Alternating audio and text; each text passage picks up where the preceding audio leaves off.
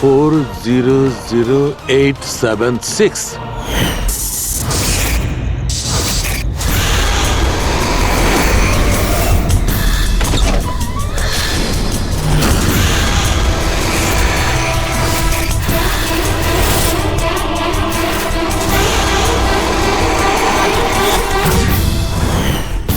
Catch me if you can। এটা সত্যি না মিথ্যে?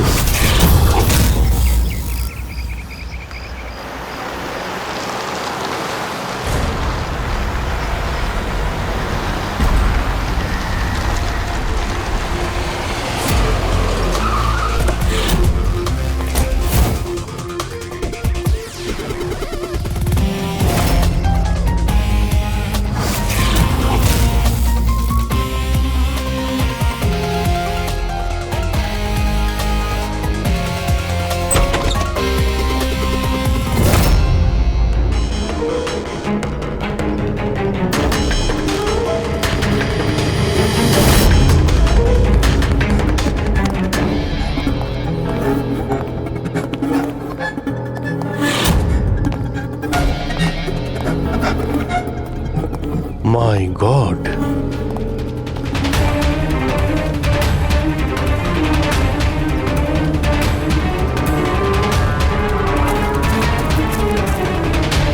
এখানে তো কেউ নেই, না গার্ড না বাংলোর মালিক।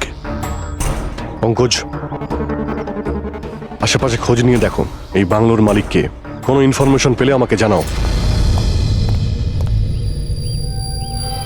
কি নৃশংসভাবে খুন করেছে! সারা শরীর ছুরি দিয়ে ক্ষতবিক্ষত করেছে, তাতেও ওর আশ মিটল না। আঙুলগুলোও কেটে দিয়েছে। এত রক্ত তো এই লাশের শরীরের হতেই পারে না। মানে স্যার? মানেটা হচ্ছে এই পুরবী, যত রক্ত এই ঘরের মধ্যে ছড়িয়ে আছে, এত রক্ত তো একটা মানুষের শরীরে থাকেই না। কোনো কি আইডি পেলে কে এই মেয়েটা? না অভিজিৎ, কিচ্ছু পাইনি। স্যার, স্যার এই বাড়ির ওনার রায়না, আর ও আধ ঘন্টার মধ্যে আসছে। ওকে, ঠিক আছে। ততক্ষণ একটা কাজ করি, এখানে আমরা যা কিছু পাচ্ছি, এই ব্লাড, কোনো প্রমাণ, সব নিয়ে চলো, কোনো কিছু মিস না হয়, তাহলে জানা যাবে কি হয়েছিল এখানে।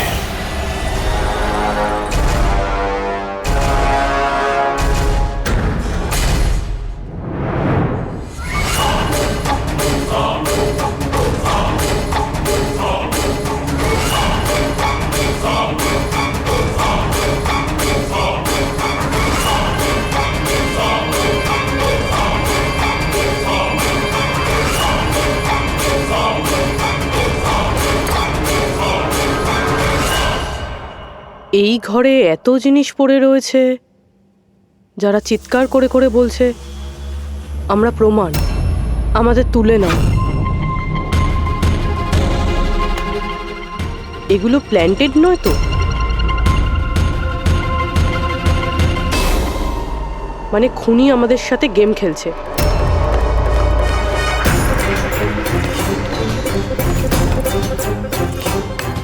এসব কে করেছে? এসব কে করেছে? What is all this? অদ্ভুত তো স্যার, এ তো আমাদেরকে জিজ্ঞেস করছে কি করে হলো। এত নোংরা করে দিয়েছে, আপনারা পরিষ্কার করতে পারেননি? সে কি স্যার, পরিষ্কার করতে তো আমাদেরই বলছে। দুর্গন্ধ আসছে। এই আমার বাংলায় মহিলা কি করছে? ওই বীরজু, বীরজু কোথায়? বীরজু, বীরজু! লাশ থেকে মানুষ হয় অজ্ঞান হয়ে যায়, না হলে মাথা ঘুরে পড়ে যায়। এর তো কিছুই হলো না। বীরজু, বীরজু, বীরজু, এই বীরজু, বীরজু! আচ্ছা ম্যাডাম, আপনি এই বাংলোটাকে এরকম বেওয়ারিশ ফেলে রেখেছেন? এক্সকিউজ মি, এটা অন্য কারোর বাড়ি নয়, এই বাড়ির মালকিন আমি। এটা আমার পৈতৃক বাংলো। আচ্ছা, এটা যখন আপনারই বাংলো, তাহলে কোনো কেয়ারটেকার নেই কেন এখানে? অফকোর্স আছে, বীরজু, বাট এখন জানি না কোথায়। বীরজু! একটা মহিলার লাশ পড়ে আছে আপনার বাংলোতে, আর আপনি বলছেন জানেন না? আমি কিছুই জানি না, আর আপনারা প্লিজ এখান থেকে বেরিয়ে যান, আর যেতে যেতে সবকিছু পরিষ্কার করে যান। বীরজু! স্যার, এই মহিলাকে এরকম অদ্ভুত টাইপের, একটু ঢেটা।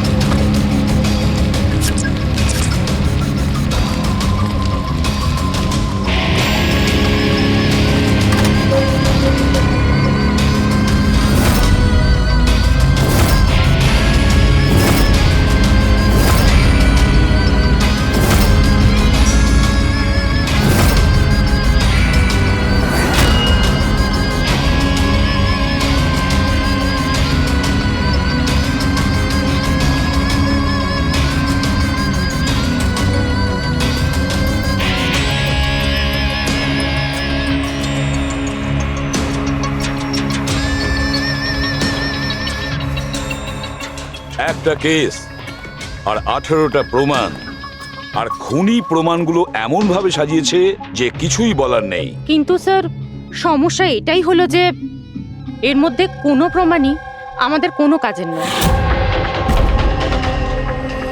এই সমস্ত প্রমাণ আমাদের কাজে লাগবে না, এর মানেটা কি সারিকা? তার মানে স্যার এই সমস্ত প্রমাণই পুরনো। হোয়াট? এই সমস্ত প্রমাণ পুরনো মানে কি মেয়েটাও পুরনো? ছাড়ো, কত পুরনো তুমি বলো। স্যার 4 থেকে 10 বছরের পুরনো। এই সমস্ত প্রমাণ 4 থেকে 10 বছরের পুরনো, তার মানে এই মেয়েটাকে 10 বছর আগে খুন করা হয়েছে।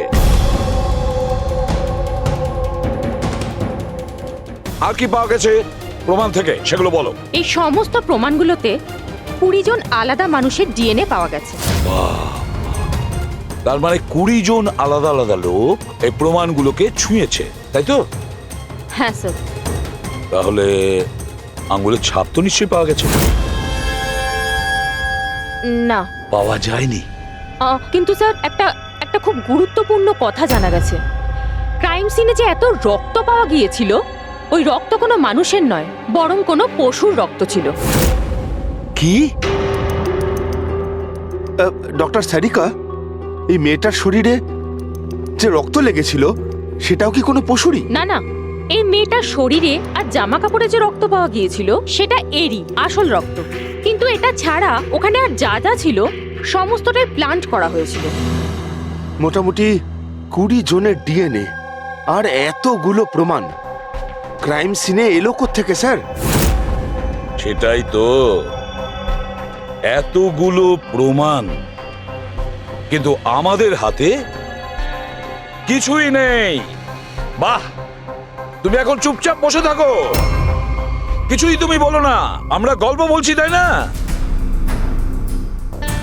বস, আমি জানি এই সমস্ত প্রমাণগুলো কোথা থেকে এসেছে। গত কয়েক বছর ধরে সিআইডি যতগুলো কেস সলভ করেছে তার মধ্যে থেকে কিছু ইম্পর্টেন্ট কেসের ইম্পর্টেন্ট এভিডেন্স হচ্ছে এই সবগুলো। কি?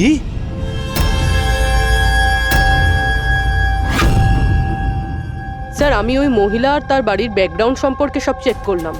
ওর পরিবারে 2-3 জন খুনের অভিযোগে জেল খাটছে, আর ওই মহিলার বাইপোলার ডিসঅর্ডার আছে। তাইও এই ধরনের ব্যবহার করছিল। আর ওই যে কেয়ারটেকার ছিল বিরজু, ওর কি খবর? স্যার ওনার ফোনের লাস্ট লোকেশন ওই বাংলোর বাইরেটাই দেখাচ্ছে, তারপর থেকে অফ রয়েছে, খোঁজার চেষ্টা চলছে। অদ্ভুত ব্যাপার, ওই বাংলোতে এত কিছু ঘটে গেল আর ওই বাংলোর মালকিন কিছু জানেই না। কেয়ারটেকার উধাও। আচ্ছা, ও আবার অসুস্থতার আড়ালে কোনো গেম খেলছে না তো? হতে পারে, নজর রাখতে হবে ওর উপরে। পঙ্কজ, যে মেয়েটা লাশ পাওয়া গেছে তার ব্যাপারে জানতে পারলে কিছু? স্যার সব পুলিশ স্টেশন, নিউজ পেপার আর নিউজ চ্যানেলে পাঠিয়ে দিয়েছি, কিছুক্ষণের মধ্যে জানতে পেরে যাবো স্যার। চালু খেয়ে আমাদের পুরনো কেসের প্রমাণগুলো ওখানে কি করে গেল? চুপ করে বসে থাকলে হবে না, আমার উত্তর চাই। তুমি ফরেনসিক সার্জন, তুমি এই ফরেনসিক ডিপার্টমেন্টের ইনচার্জ, নিজের দায়িত্ব এড়িয়ে যেতে পারো না। বস, ছাড়ো তো। আমি আমার দায়িত্বটা খুব ভালো করে কি জানি। করেছো দেখতেই পাচ্ছি। তাহলে এটা বলো, আমাদের পুরনো এভিডেন্স আমাদের রেকর্ড থেকে উধাও হলো কি করে? বস একটা কাজ করছি, রেকর্ড রুমে গিয়ে ওখানে জিজ্ঞাসাবাদ করি, জানতে পারা যাবে বস ওখানে কি গন্ডগোল হয়েছে। প্লিজ। এতগুলো প্রমাণ কিভাবে উধাও হলো? আপনারা জানতেন না প্রমাণগুলো কত ইম্পর্টেন্ট? তাহলে আপনারা থাকা সত্ত্বেও এই চুরি হলো কি করে? কিভাবে প্রমাণগুলো উধাও হলো? স্যার, আমার উপস্থিতিতে চুরি হয়নি স্যার। তাহলে চুরি কবে হয়েছে? স্যার, এই চুরি হয়তো রাত্রে হয়েছে, কেননা আমরা তো রাত্রে থাকি না, তাই না? এই জন্য চুরি হয়েছে। আর আপনি, আপনার কি বক্তব্য শুনি? স্যার, আমি ডাক্তারবাবুকে কতবার বলেছি যে লকগুলো ঠিক করিয়ে নিতে, দরজা জানলা ঠিক করে নিতে, সিসিটিভি ক্যামেরা লাগিয়ে নিতে, কিন্তু ডাক্তারবাবু আমাদের কথা শোনেনি না। তাছাড়া আর কি? আর কি? স্যার, ও জানি না কাদের নিয়ে মাঝে মাঝে চলে আসেন আর বলেন যে পুরনো এভিডেন্স দেখার দেখার আছে। ও কাকে এনেছিল? গত 3 মাস আগে কাউকে নিয়ে এসেছিলেন আর বলেছিলেন ক্রাইম জার্নালিস্ট ইনি পুরনো এভিডেন্স দেখতে চান। বস, ও একজন জার্নালিস্ট ছিল, ফরেন্সিকের উপর একটা আর্টিকেল লিখতে চাইছিল, আমাকে রিকোয়েস্ট করলো আর আমি পারমিশন দিয়ে দিলাম। দেখো সালুকে, তুমি খুব ভালো করেই জানো যে এখানে বাইরের লোকের ঢোকার অনুমতি নেই, আর তুমি জার্নালিস্টকে এনেছিলে। স্যার, আগের মাসেও স্যার কলেজের স্টুডেন্টকে এনেছিলেন, ওকেও পুরনো তথ্য দেখাচ্ছিলেন। হতে পারে যে তাদের মধ্যেই কেউ চুরি করেছে। না বস, এটা হতে পারে না, ওরা তো ফরেন্সিক স্টুডেন্ট ছিল। ওরা আমার কাছে এসে পারমিশন চাইছিল, স্যার আমরা স্টাডি করতে চাই, কিছু প্র্যাকটিক্যাল করতে চাই, আমরা কিছু শিখতে চাই, প্লিজ আমাদের পারমিশন দিন। তাই ওদের পারমিশন দিয়ে দিই বস। বস, আমার যথেষ্ট রেসপন্সিবিলিটি আছে, আফটার অল এটা তো আমার অধিকারও বটে। দেখো সালুকে, সিআইডি কে কলঙ্কিত করার তোমার কোনো অধিকার নেই, বুঝেছ? আর তাছাড়া ফরেনসিক শেখানোর জন্য এখানে কোনো কলেজ খোলা হয়নি। তুমি এখানে স্টুডেন্টদের আনলে কি করে? কার পারমিশন নিয়েছিলে? দেখো সালুকে, একটা কথা মনে রেখো, এই রেকর্ড রুমে চাইলেই কাউকে আনা যায় না। না আমি আনতে পারি, না তুমি আনতে পারো, না এ আনতে পারে, সে কোনো পরিবারের হোক বা কোনো বন্ধু হোক। আরে ভাই, হ্যাঁ অভিজিৎ, হ্যাঁ স্যার, যে মেয়েটা খুন হয়েছে তার নাম হলো টিনা, আর উনি ওই মেয়েটার বাবা। Doctor Nirab sir, head of forensic, Chennai.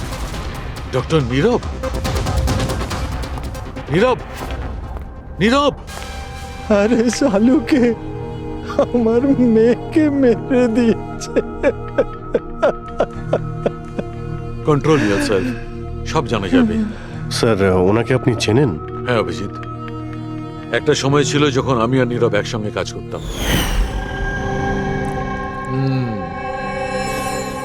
Nirob, 1 minute বস।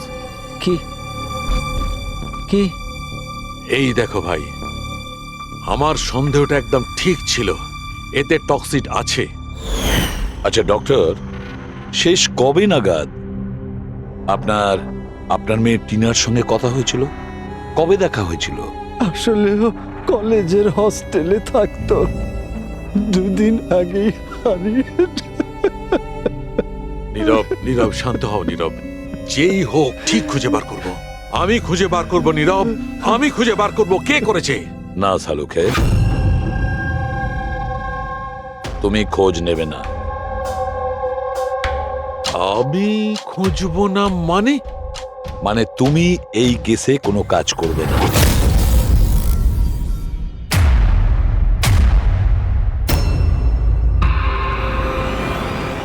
কেন?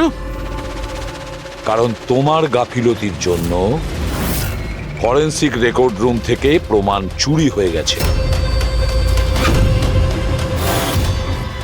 সালুকে, ইউ আর সাসপেন্ডেড যতক্ষণ না কেস সলভ হচ্ছে।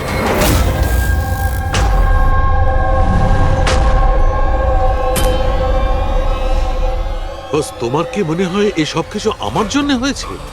তুমি আমাকে দোষারোপ করছো। দোষারোপ করছি না সালুকে, এটাই বাস্তব,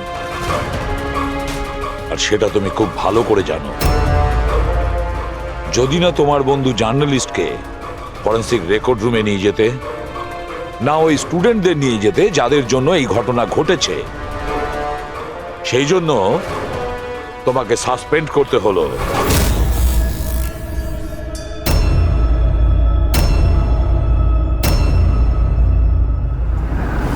কিন্তু ভাই, নীরবের আমাকে প্রয়োজন আছে, এই কেসটাতে আমার প্রয়োজন আছে, প্লিজ। না শালুকে, স্যার, স্যার আপনি আমাকে ডেকেছিলেন? ডক্টর সারিকা, এখন থেকে তুমি ওনার মেয়ে টিনার কেস ফাইল হ্যান্ডেল করবে। আমি? হ্যাঁ। কিন্তু স্যার, দয়া, অভিজিৎ, শালুকের বন্ধু জার্নালিস্ট আর ওই স্টুডেন্টগুলো যারা ফরেন্সিক রেকর্ড রুমে এসেছিল সবার খুব ভালো করে এনকোয়ারি করো, খুব ভালো করে। Sir. Doctor সালুকে, doctor সালুকে,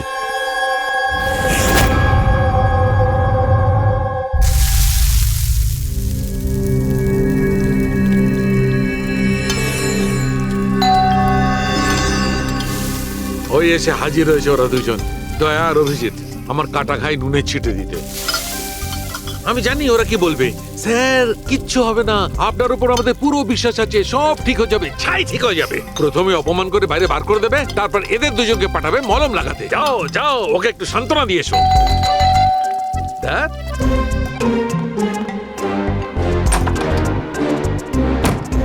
high. Morning.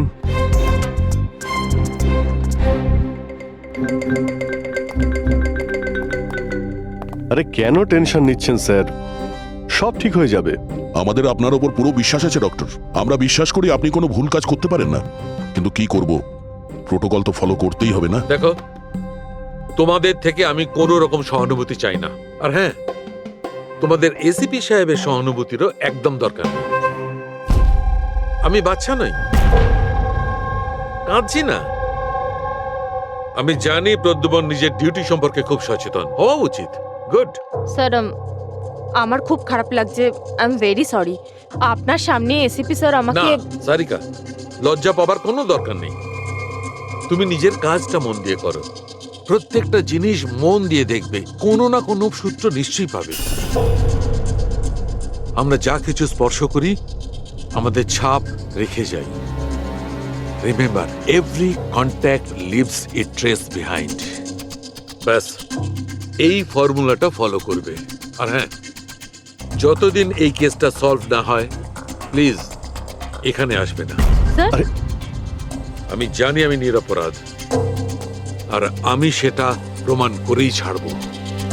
ততদিন পর্যন্ত প্লিজ লিভ মি অ্যালোন। তোমরা কেসটা মন দিয়ে করো।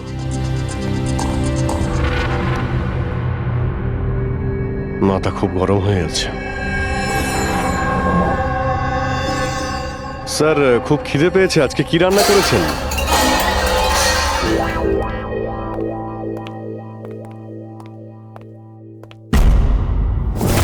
স্যার, হুম, এই জার্নালিস্ট শুনেছি খুবই অভদ্র একটা মানুষ।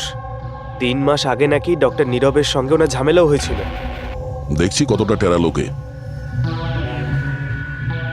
স্যার, আপনাদের ভেতরে ডাকছে। Thank you.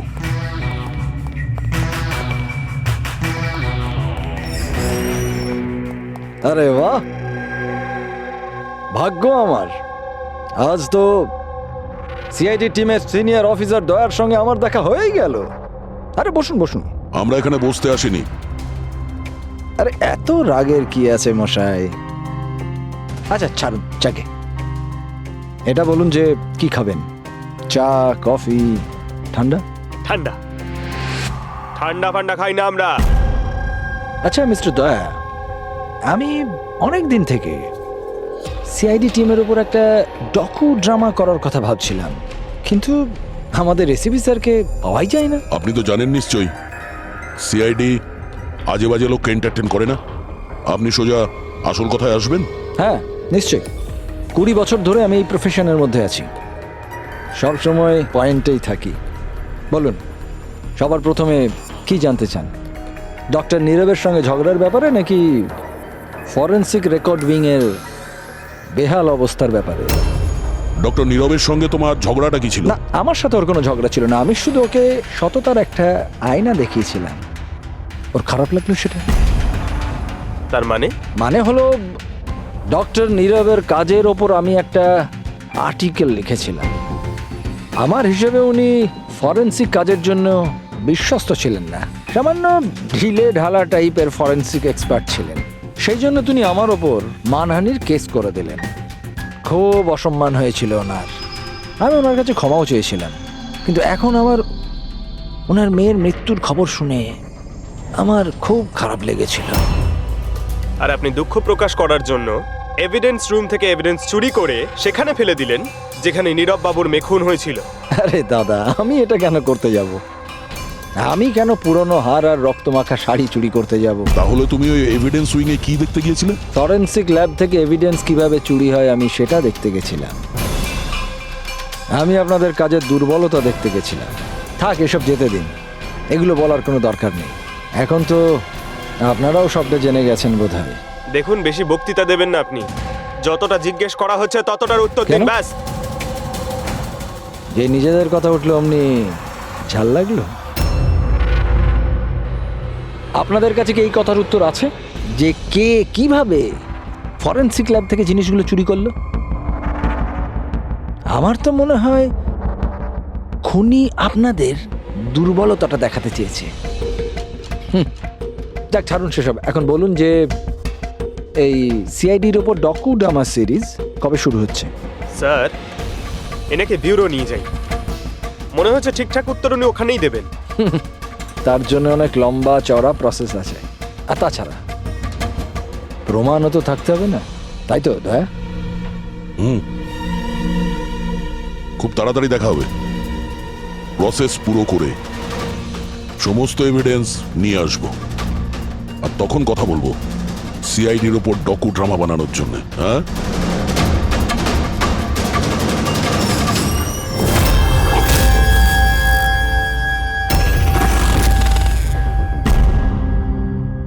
Doctor Narayani, yes, হ্যাঁ বলুন। আমরা সিআইডি থেকে একটা কেসের ব্যাপারে আপনার সাথে কথা বলতে চাই। নিশ্চয়ই বলুন। যে স্টুডেন্টগুলো গত মাসে ফরেন্সিক রেকর্ড রুম দেখতে গিয়েছিল তারা প্রত্যেকেই চুরি আর খুনের দায়ে সাসপেক্ট। হোয়াট? অফিসার, আপনার নিশ্চয়ই কোথাও ভুল হচ্ছে। আমাদের স্টুডেন্ট কখনো এরকম করতে পারে না। আমরাও সেটা আশা করি যে ওরা কিছু করেনি, কিন্তু খুন তো হয়েছে আর ওরা প্রত্যেকেই অভিযুক্ত। দেখুন, আমাদের বাচ্চারা শুধুমাত্র এডুকেশন ট্যুরের জন্য গেছিল, আর আপনারা ওদের সন্দেহ করছেন? আমাদের কাজ হচ্ছে কেসটা সলভ করা আর অপরাধীকে উপযুক্ত শাস্তি দেওয়া। আপনি প্লিজ ওই 10 জন স্টুডেন্টকে ডাকুন, আমরা তাদের জিজ্ঞাসাবাদ করব আর তাদের আঙুলের ছাপ নেব। দেখুন, ব্যাপারটা বুঝুন, ওরা স্টুডেন্ট। দেখুন, ওদের উপর তো আমরা 3rd ডিগ্রি ইউজ করছি না, আমরা শুধু জিজ্ঞাসাবাদ করব। আর হ্যাঁ, ওদের কিছু বলবেন না যে আমরা কি ব্যাপারে ওদের সাথে কথা বলবো। ওকে। ফরেন্সিক রেকর্ড রুম দেখে তোমাদের কেমন লেগেছিল? স্যার, আমার তো দম আটকে যাচ্ছিল ওখানে। ওটা কোনো জায়গা হলো? পুরনো দাঁত, হাড়, রক্তে মাখা কাপড়। আমার তো এই জায়গাটা একদম ভালো লাগেনি, খুব অদ্ভুত অনুভূতি হচ্ছিল। তোমার কি সবসময় সর্দি কাশি হয়? না ম্যাম, মাঝে মাঝে হয়। স্যার, আমার কাছে ওই জায়গাটা সম্পূর্ণ ইউজলেস ছিল। দেখাশোনা নেই, না কোনো প্রমাণ আছে ঠিক মতো। আর স্যার, আমি তো ওই কোল্ড কেস ফাইলের এভিডেন্স বাড়ি নিয়ে যেতে চেয়েছিলাম, যাতে আমি ওটার উপরে স্টাডি করতে পারি। আমি রোমাঞ্চিত হচ্ছিলাম। খুনি আর নিহতদের চিন্তাভাবনা কল্পনা করার চেষ্টা করছিলাম। খারাপ চিন্তা, দুঃখ, কষ্ট।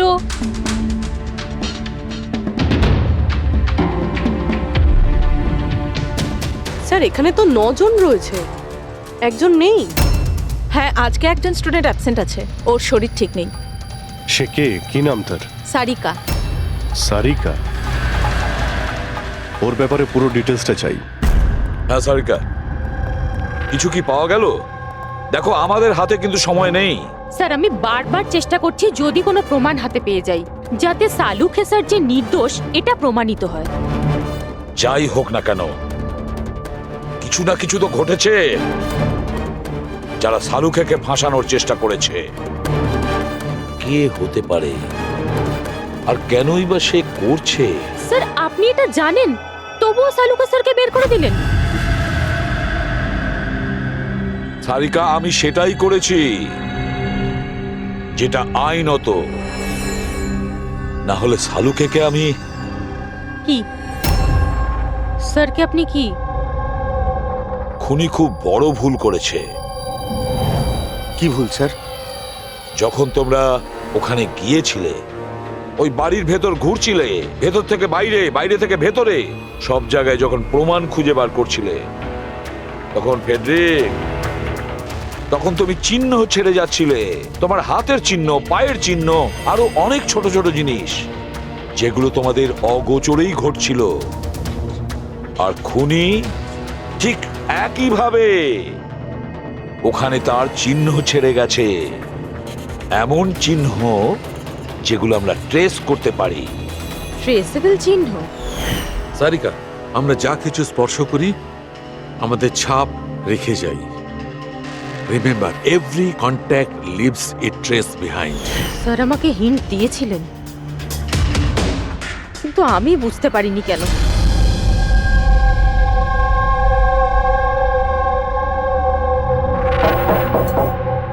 হ্যাঁ বলুন, সারিকা কোথায়? আপনারা? সিআইডি। আপনি কে? স্যার আমার নাম রূপালী। আর সারিকা? স্যার ও তো এখানে নেই, কালকেই চলে গেছে। কোথায় গেছে? ম্যাম ও নিজের বাড়ি চলে গেছে। কালকেও এলো, তারপর তাড়াহুড়ো করে নিজের ব্যাগ প্যাক করলো, আর খুব তাড়াহুড়োতে ছিল তাই নিজের ফোনটাও ফেলে গেছে। কোনো কারণ কি বললো এত তাড়াহুড়ো করে বাড়ি যাওয়ার জন্য? হ্যাঁ স্যার, ও বলছিল যে ওর বাড়ির কোনো লোক অসুস্থ আছে। কি স্যার? ফরেন্সিক সেন্টার থেকে জানতে পারলাম সারিকা অসুস্থ, আর এ বলছে যে ওর বাড়ির কেউ অসুস্থ। কিছু তো একটা ব্যাপার আছে। আচ্ছা রূপালী, এই সারিকার বাড়ি কোথায়? স্যার কানপুর। কানপুর। আর তোমরা একসঙ্গেই থাকতে? হ্যাঁ স্যার, আমরা রুমমেটস ছিলাম। আচ্ছা, তোমরা কতদিন একসাথে রয়েছো? এই হবে 8-9 মাস। 8-9 মাস ধরে তো একে অপরের ব্যাপারে নিশ্চয়ই ভালোই জানবে। কি কেমন মেয়ে ছিল সারিকা, কিছু বলতে পারবে তুমি? স্যার ও তো খুব ভালো মেয়ে ছিল। ইনফ্যাক্ট ও নিজের কাজ নিয়েই ব্যস্ত থাকতো, মানে ফরেন্সিক ইনস্টিটিউট যাওয়া, ওখান থেকে ফিরে আসা, এইসব নিয়েই থাকতো।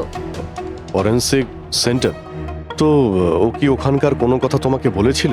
হ্যাঁ, ফরেন্সিক ইনস্টিটিউটের ব্যাপারে কিছু কিছু কথা আমাকে বলতো। যেমন এই কিছুদিন আগেও আমাকে বলছিল যে, তুই জানিস রূপালী, প্রমাণ ট্রেস করে যে কাউকে ফাঁসানো যেতে পারে। রিয়েলি? কিন্তু এটা কিভাবে হতে পারে? আরে বোকা, সব কিছু হতে পারে। আমি সব করতে পারি। যে কোনো কেসকে পাল্টে দেওয়া যায় শুধুমাত্র প্রমাণের ওপর ভিত্তি করে। এবার দেখ আমি কিভাবে সবার মাথা ঘুরিয়ে দিতে পারি। স্যার, টিনা আর ডক্টর সালুঙ্কের কেসেও তো তাই ঘটেছে। আর এই সারিকাও কেটে পড়েছেন। ওকে তাড়াতাড়ি খুঁজে বের করতে হবে।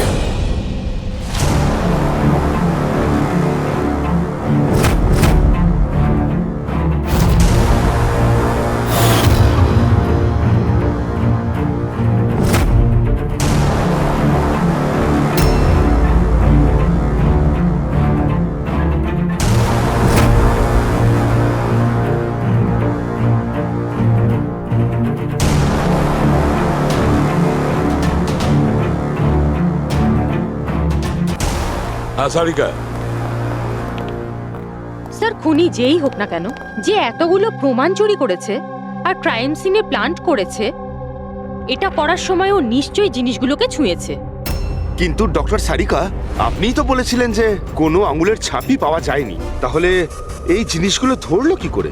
আঙুলের তো কোনো ছাপ পাওয়া যায়নি, কিন্তু আমি এটা বলার চেষ্টা করছি যে এত প্রমাণ ও চুরি করেছিল আর ক্রাইম সিনে প্লান্ট করেছিল, এখন এত পরিশ্রম করার পর ওর একটু তো ঘাম হয়েই ছিল। মানে sweat analysis? Exactly, sweat analysis করেছি, আর ওই প্রসিডিওরে আমি একটা ডিএনএ পেয়েছি।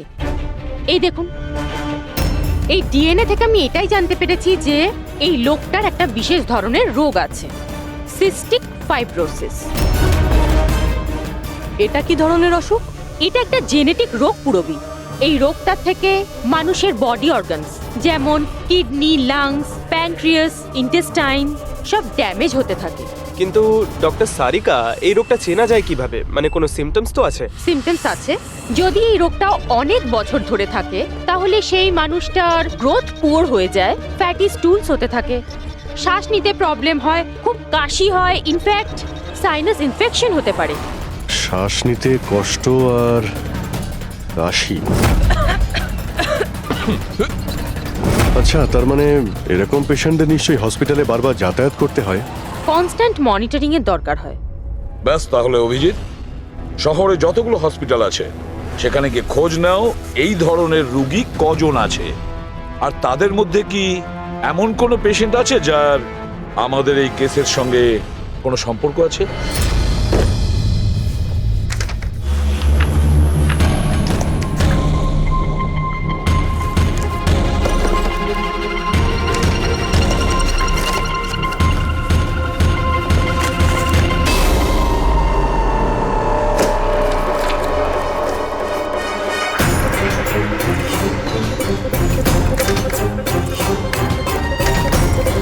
এই কেসটা আমরা একসঙ্গে কাজ করেছিলাম। ইয়েস, ডক্টর নীরবের মেয়েকে খুন করা হয়েছে, আমাকে সাসপেন্ড করা হয়েছে, তো বাকি রইল ললিত। যদি সবকিছু কেসটার জন্য হয় তাহলে ললিতের সঙ্গেও নিশ্চয়ই কিছু ঘটেছে, নাহলে হয়তো ঘটবে। ললিতকে খুঁজতে হবে, কিন্তু এত বছর ধরে ললিতের সঙ্গে কোনো যোগাযোগ নেই, কি করে খুঁজবো? ট্রাই করে দেখি।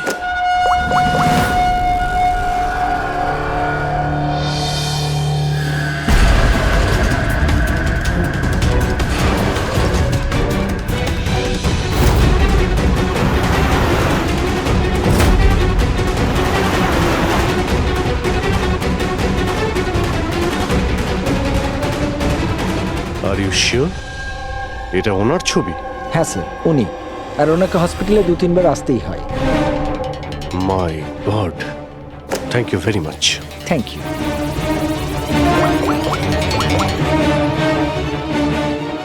দয়া, খুনির ব্যাপারে জানতে পেরেছি। কি ডক্টর ললিত মারা গেছেন 5 বছর আগে? হ্যাঁ স্যার, আপনারা মেয়ের সাথে দেখা করতে পারেন। কোথায় ওর মেয়ে? আমি কথা বলতে পারি? সে তো মুম্বাইতে আছে স্যার, সারিকা নাম ওর। সারিকা? হ্যাঁ sir. Okay, thank you. Sarika মুম্বাইতে।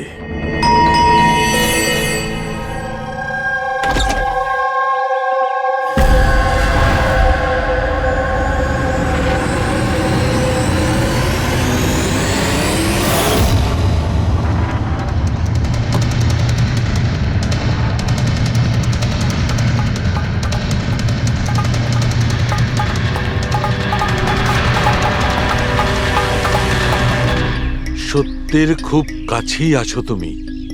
এইটাই শেষ জায়গা যেখানে খুনটা হবে। অপেক্ষা করছি তুমি আসবে ওইখানে যেখান থেকে সব শুরু হয়েছিল 8 বছর আগে।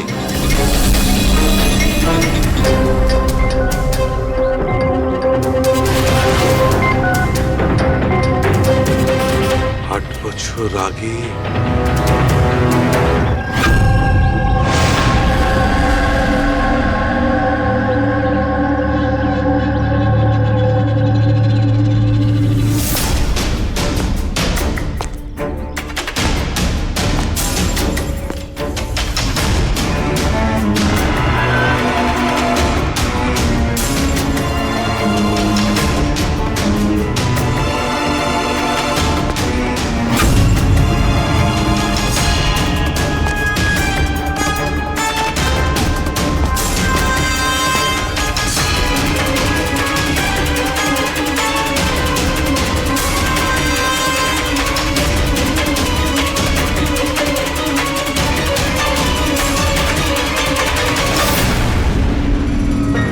সারিকা, একে কে বল? হঠাৎ আলোটা নিভে গেল কেন?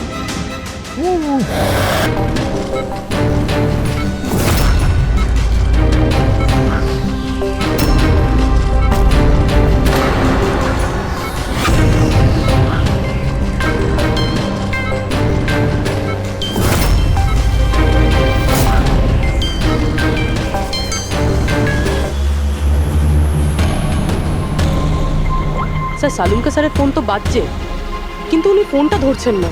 উনি আবার বিপদে পড়েননি তো? ডক্টর সালুকের ফোনের লোকেশন এক্ষুনি ট্র্যাক করো, দেখো কোথায় আছে। আর এই খুনিরও।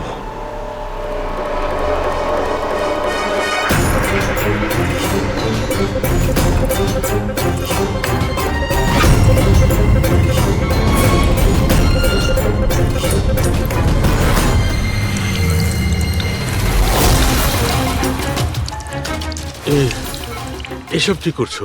তোমার মৃত্যু আস্তে আস্তে আর খুবই কষ্টদায়ক।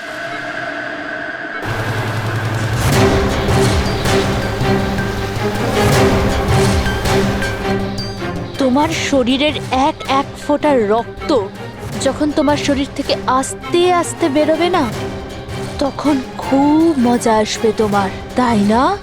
কিন্তু তুমি এসব কেন করছো? নিজের বাবার মৃত্যুর প্রতিশোধ নিচ্ছি। আরে খুনি হচ্ছ তোমরা তিনজন। তোমার বাবা রঘু? হ্যাঁ, রঘু, যাকে তুমি, ডক্টর ললিত আর ডক্টর নীরব মিলে মেরে ফেলেছো। আর তোমাদের জন্য আজ আমার বাবা আমার সাথে নেই। মেরে ফেলেছি? আমরা? কিভাবে?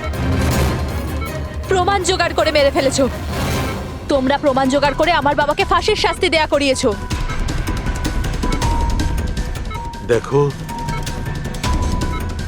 দেখো, প্রমাণ জোগাড় করা, শাস্তি দেওয়া, এটা ফরেন্সিকের কাজ। কাজ এটা?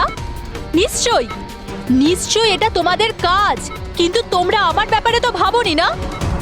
ওই মেয়েটার ব্যাপারে যার বাবাকে ছিনিয়ে নিয়েছো। আমার বাবার মৃত্যুর পরে আমি ডিপ্রেসড হয়ে গিয়েছিলাম।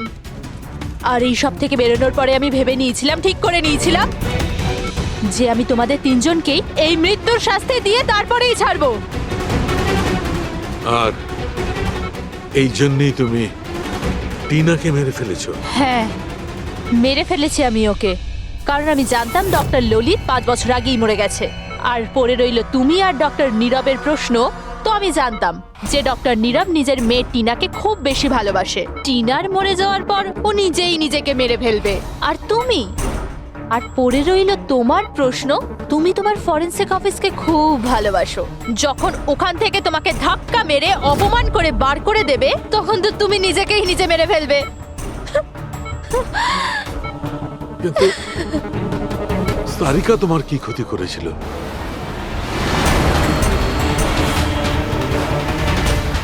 সারিকা? ওকে তো মরতেই হতো। ও ললিতের মেয়ে ছিল যে, আর ফরেনসিকে কাজ করতো। আর আমার কাজে তো আসতোই। ওর সাহায্যে আমি ফরেনসিক অফিসের সব প্রমাণ জোগাড় করেছিলাম। তোমার ফরেনসিক অফিস তোমার বিরুদ্ধে? এই দেখো ডক্টর সালুকে, হয়ে গেল আমার বদলা পূরণ। আর যতক্ষণে সিআইডি এখানে আসবে, ততক্ষণে তুমি ওপরে। Good bye doctor সালুকে।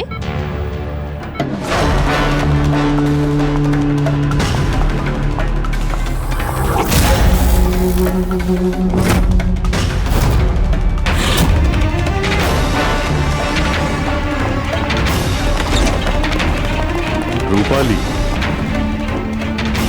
খেলা শেষ তোমার। আমার খেলা শেষ নাকি সালুকের? বাঁচাতে পারবে তো তোমরা? তো বাঁচিয়ে নাও। রক্তের ঋণ তো চাপিয়ে দিলে বস আমার উপর।